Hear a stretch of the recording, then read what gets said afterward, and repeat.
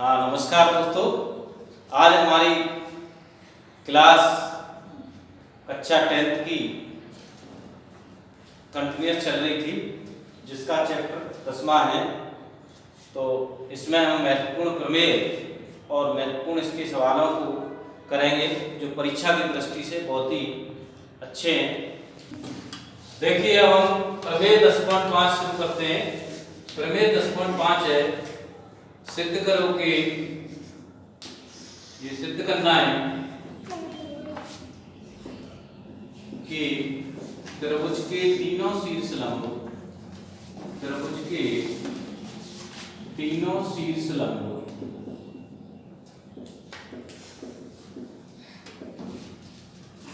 संगामी होते हैं।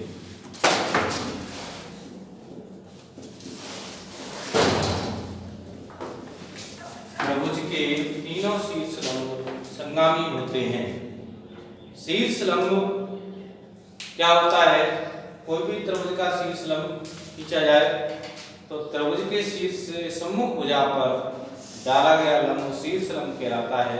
तो त्रिभुज में 3 शीर्ष होते हैं, तो 3 ही शीर्ष लंब बनेंगे और ये तीनों शीर्ष लंब किसी एक ही बिंदु से गुजरेंगे। तो ये हमें सिद्ध करना है। तो हम कोई भी त्रिभुज बनाएं, जैसे ये कोई त्रिभुज है, ABC कोई त्रिभुज है। अब यहां से हमने ये शीर्ष लंब डाल दिया, यानी शीर्ष से सम्मुख भुजा पर ये लंब डाल दिया, यहाँ भी लंब डाल दिया और ये भी लंब है। तो ये तीनों शीर्ष लंब हैं। मान लीजिए इसका नाम AD लिखा जाए, इसका नाम BE लिखा जाए, इसका नाम CF लिखा जाए। तो ये एक ही पॉइंट पर संगामी हो रहे हैं, यानी बिंदु पर मिलते हैं। तो सबसे पहले हमें जो चीज दे रखी है उसको लिखेंगे। त्रिभुज ABC के शीर्ष लंब AD, BE व CF हैं। सिद्ध करना है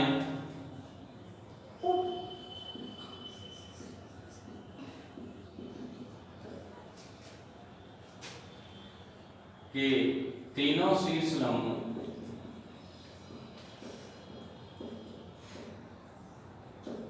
बिंदु O पर संगामी हैं।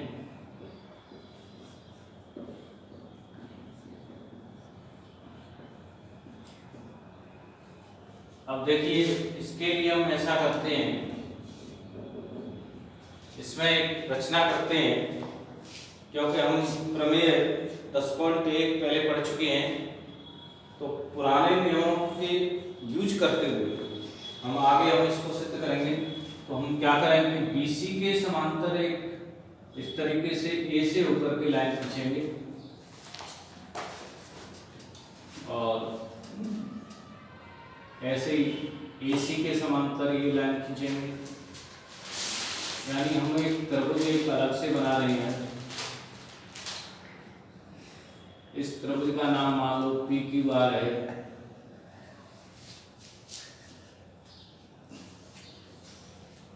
अब देखिए, एक अन्य त्रिभुज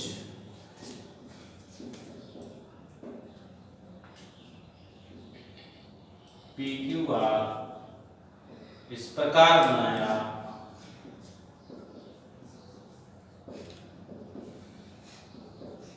बनाया ताकि PQ समांतर होनी चाहिए BC के, PR समांतर, PR किसके समांतर? AC के, तथा QR समांतर किसके हो जाएगी? AB की। अब हम देखते हैं, अब हमें दिख रहा है कि देखिए ये इसके समांतर है, समांतर है और AD लंब है, AD लंब है। तो अब समांतर है AD BC पर लंब है तो AD जो है PQ पर भी लंब होगी। तो लंब होगी तो इसका अर्थ ये हुआ कि अब AD पर मान लो बिंदु O स्थित है तो OA PQ पर लंबवत है।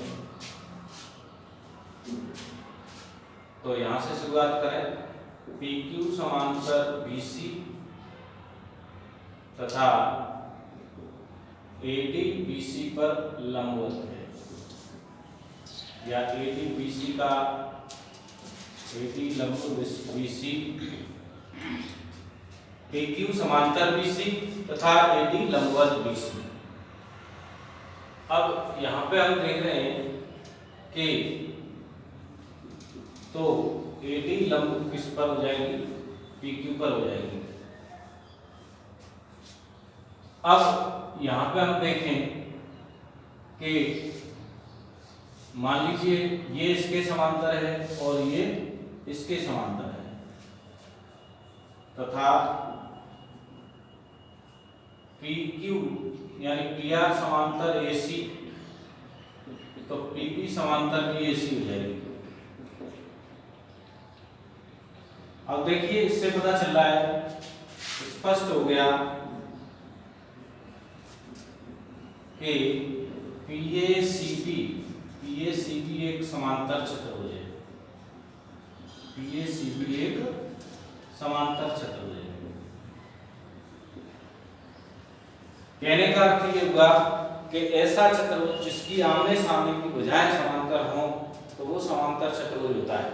समांतर चतुर्भुज के लिए बहुत सारे प्रतिबंध हम पहले कर चुके हैं, यानी ऐसा चतुर्भुज जिसके आमने सामने की भुजाएं समांतर होंगी तो भी समांतर चतुर्भुज होगा, आमने सामने की भुजाएं बराबर होंगी तो भी समांतर चतुर्भुज होगा।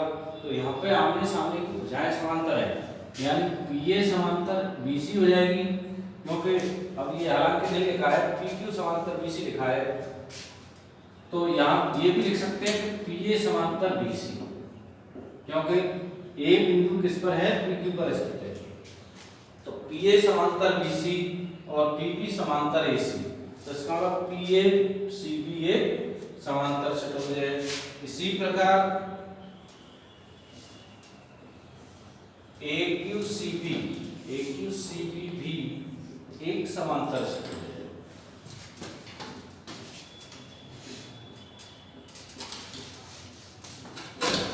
अब AQCB ये भी समांतर चतुर्भुज है, परंतु BC और समांतर चतुर्भुज की आमने सामने की भुजाएं बराबर होती हैं।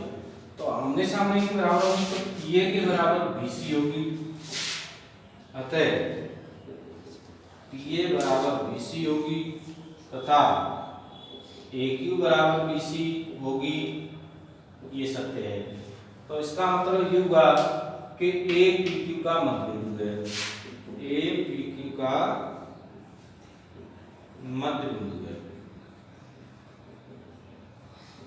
लंब तो पहले ही था, यानी AD PQ पर लंब तो पहले ही था और मध्य बिंदु और आ गया, अतः यानी ये कहा जाए अब AD PQ का लंब समद्विभाजक है, AQ PQ का लंब समद्विभाजक है, ये रिजल्ट आया।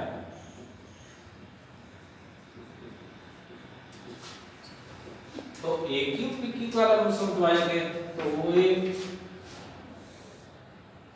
अतः ये कहा जा सकता है कि OA PQ का लंब समद्विभाजक है।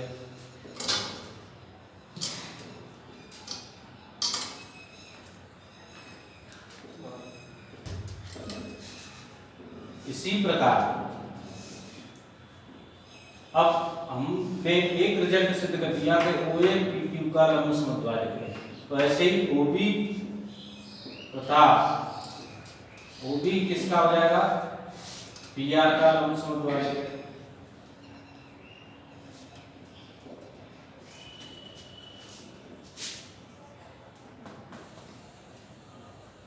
और OC इसका हो गया, OC हो गया PQR। तो इसका मतलब ये होगा कि OA बराबर OB बराबर OC, अर्थात तीनों लंब समद्विभाजक, अर्थात तीनों शीर्ष लंब कौन कौन से, AD BE प्लस CF बिंदु O से गुजरते हैं।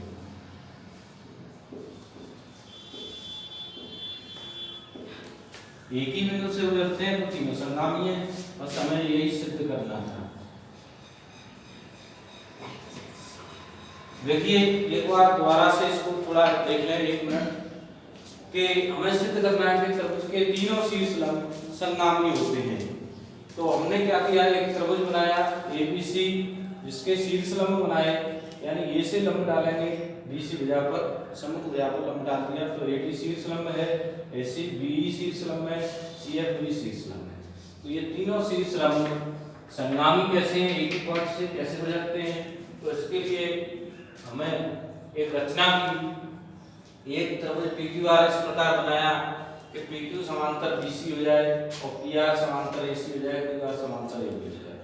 तो ऐसे त्रिभुज बनाने से हमने देखा कि अब देखिए PQ समांतर BC दे रखा है रचना में, तो PA समांतर भी BC होगा, और ऐसे ही यहाँ पे AC समांतर PR दे रखा है, तो AC समांतर PB भी होगा। तो आमने सामने की बजाय समांतर होने से ये क्या बन जाएगा, समांतर चतुर्भुज हो जाएगा। ठीक वैसे ही हम यहाँ भी देख रहे हैं, वही कंडीशन यहाँ है, ये भी हमारा समांतर चतुर्भुज है, तो ये समांतर चतुर्भुज है। इसका मतलब ये होगा कि BC के बराबर AP भुजा होगी और BC के बराबर AQ भुजा होगी। तो आमने सामने की जो भुजाएं इस तरीके से बराबर होती हैं, तो ये क्या हो जाएगा, मध्य बिंदु हो जाएगा। A PQ का मध्य बिंदु है, तो इसका मतलब AD PQ का लंब समद्विभाजक है, क्योंकि लंब तो ये पहले से ही है, AD लंब BC पर है तो AD लंब PQ पर भी होगा, समांतर है। तो यानी OA अब वो AD पर स्थित रहे तो PQ का लंब समद्विभाजक हो गया। इसी प्रकार हम आगे दिखाएंगे, तो ये तीनों का लंब समद्विभाजक बन रहा है, OA PQ का, OB PR का, OC QR का लंब समद्विभाजक जब एक ही पॉइंट पर गुजर रहे हैं तो ये शीर्ष लंब संगामी। हाँ, नेक्स्ट प्रमेय है, ये भी महत्वपूर्ण है, प्रमेय 10.6, और इस प्रमेय से संबंधित आगे क्वेश्चन भी महत्वपूर्ण है। तो प्रमेय 10.6 क्या है, यानी त्रिभुज की तीनों माध्यिकाएं संगामी होती हैं और ये संगामी बिंदु द्वारा परस्पर 2:1 में विभाजित होती है। ये बात हमें ध्यान रखनी है कि बहुत अच्छी प्रमेय है। जैसे ये कोई त्रिभुज है और इसकी माध्यिकाएं AD BE और CF हैं, जो मान लीजिए किसी पॉइंट G पर मिल रही हैं। अब देखिए माध्यिका क्या है, यानी त्रिभुज के शीर्ष से सम्मुख भुजा के मध्य बिंदु को मिलाने वाली रेखा माध्यिका कहलाती है। यानी कोई भी त्रिभुज है उसके शीर्ष से सामने की भुजा के मध्य बिंदु को अगर मिला दिया जाए तो माध्यिका कहलाएगी। तो इस प्रकार 3 माध्यिका हो जाएगी, AD माध्यिका हो जाएगी, BE माध्यिका हो जाएगी, CF माध्यिका हो जाएगी। यानी कहने का मतलब AD BC भुजा की माध्यिका हो जाएगी और BE AC की माध्यिका हो जाएगी और CF AB की माध्यिका हो जाएगी। तो ये बात हमें सिद्ध करनी है।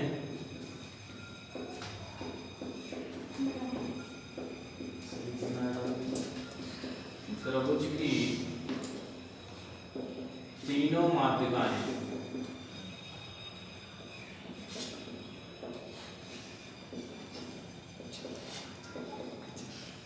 संगामी होती हैं।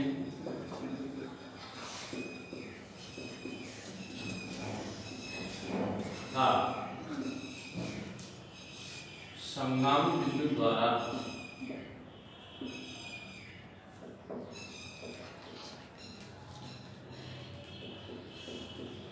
ये परस्पर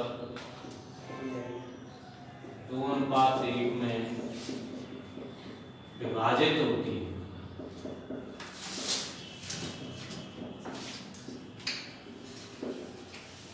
तो त्रिभुज की तीनों माध्यिकाएं संगामी होती हैं और ये संगामी बिंदु द्वारा परस्पर 2 अनुपात 1 में विभाजित करती हैं।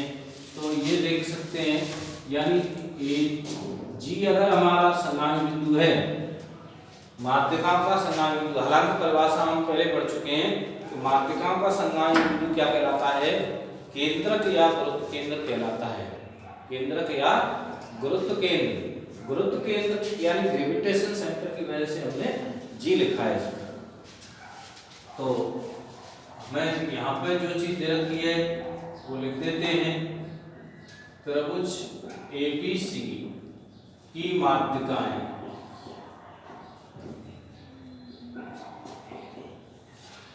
एडी बीई व सीएफ है,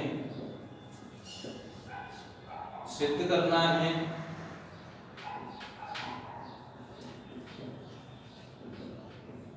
माध्यिकाएं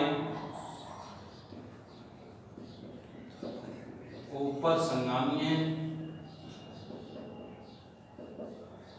तथा यानी एजी का और जीडी का अनुपात वही होगा 2:1। ऐसे ही तीनों का हो जाएगा, या वैसे लिखते हैं एजी और जीडी का अनुपात, या फिर बीजी और जीई का अनुपात, या फिर सीजी और जीएफ का अनुपात 2:1 ही आएगा। तो इसको सिद्ध करने के लिए भी हमने एक रचना करें, यानी हम ऐसी रचना करें कि एडी माध्यिका है तो हम जीडी के बराबर हम इसको बढ़ा लें आगे, मान लो एच तक बढ़ा दें, यानी एडी माध्यिका को एच तक इस प्रकार बढ़ा दें कि जीडी बराबर डीएच हो जाए, और फिर हम इसको ज्वाइन कर दें यानी मिला दें बी से, एच को बी से और सी से। अब देखते हैं इस रचना से हमें क्या मिलेगा। एडी को, रचना में क्या लिखा है, एडी को एच तक इस प्रकार बढ़ाया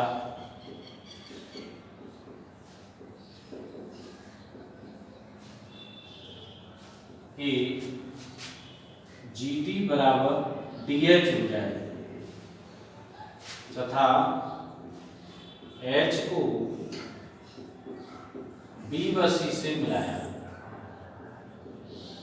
बी व सी से मिलाया। अब देखते हैं इसकी उत्पत्ति।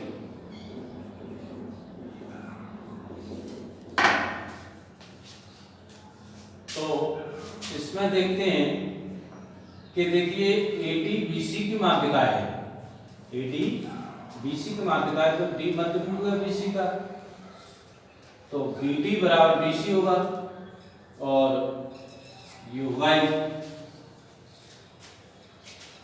एडी बीसी की माध्यिका है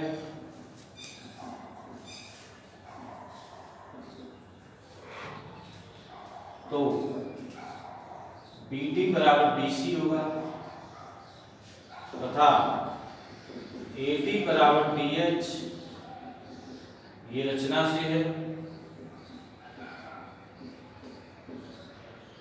अब देखिए आकृति हम BGCH में देखते हैं, BGCH इस आकृति में, यानी ये आकृति चतुर्भुज की है और जिसके विकर्ण BC और GH है, तो ये क्लियर आ गया कि BC और GH बिंदु D पर देखिए परस्पर समद्वायित कर रहे हैं, यानी BD DC के बराबर आ गया और GD DH के बराबर, ये रचना से है और ये माध्यिका से है। तो यानी कहने का मतलब अर्थात चतुर्भुज BGCH के विकर्ण कॉमा से BC व GH बिंदु D पर परस्पर समद्वायित करते हैं।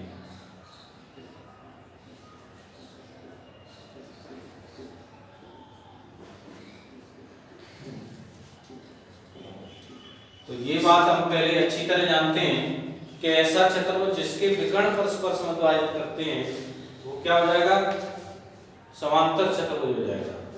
अतः BG CH एक समांतर चतुर्भुज है।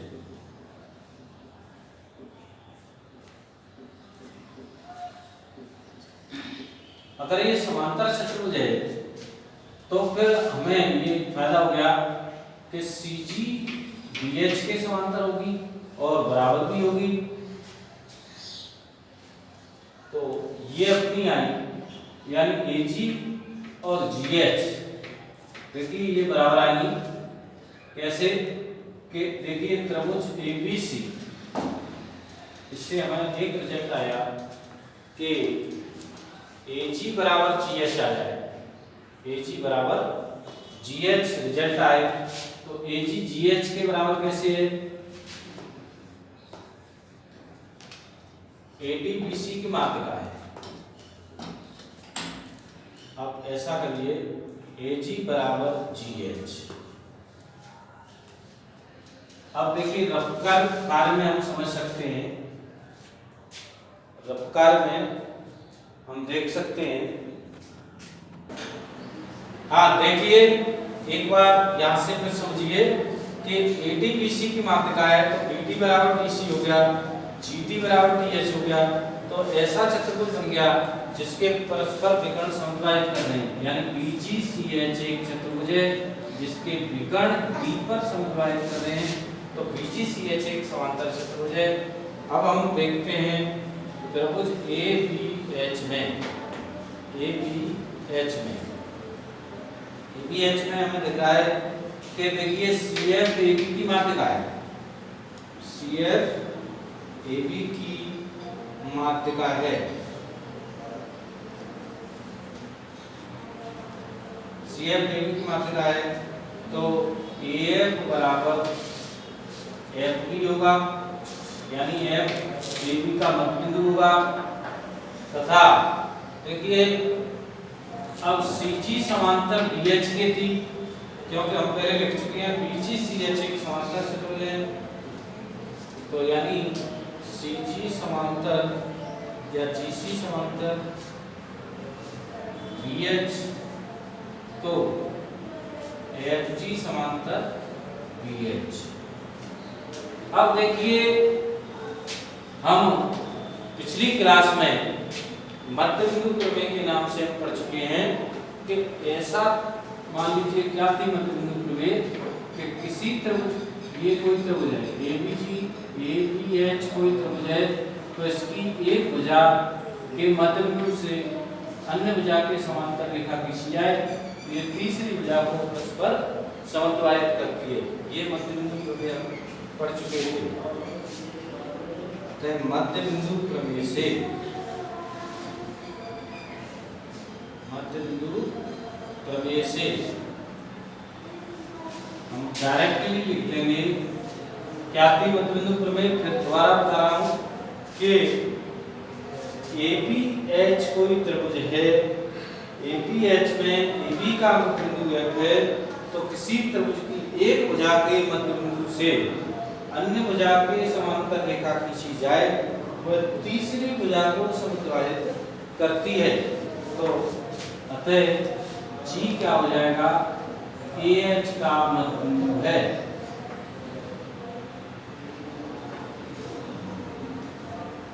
और G AH का मध्यबिंदु है तो AG बराबर GH हो गया, AG बराबर GH हो गया। अब देखिए AG बराबर GH हो गया और GT बराबर DH था, तो इसका अर्थ क्या हुआ कि अब AG और GT के बराबर हम देखते हैं तो AG बराबर, अब GH को देखें तो GT प्लस DH है, परंतु BH की जगह हम क्या लिख सकते हैं, वापस GD लिख सकते हैं, क्योंकि रचना में हमने ये किया था, क्या किया था कि GD बराबर DH, तो DH की जगह वापस हम लिख देंगे GD प्लस GD, तो इसका अर्थ हो गया AG बराबर 2GD, तो GD के नीचे यानी AG के नीचे क्या आ गई GD, तो यहाँ 2 रह गया, बटे मात्र 1, यानी AG और GD का अनुपात क्या मिला, 2:1। इसी प्रकार अब अन्य को हमें निकालना आवश्यक नहीं है, क्योंकि 2:1 आ गया, तो इसी प्रकार हम लिख देंगे कि AG और GD का जो अनुपात आया है वही अनुपात BG और GE का आएगा, और वही अनुपात CG और GF का आएगा, यानी 2:1 में विभाजित करते हैं। ये बात हमें सिद्ध करनी है। इस प्रकार ये प्रमेय बहुत ही अच्छी है।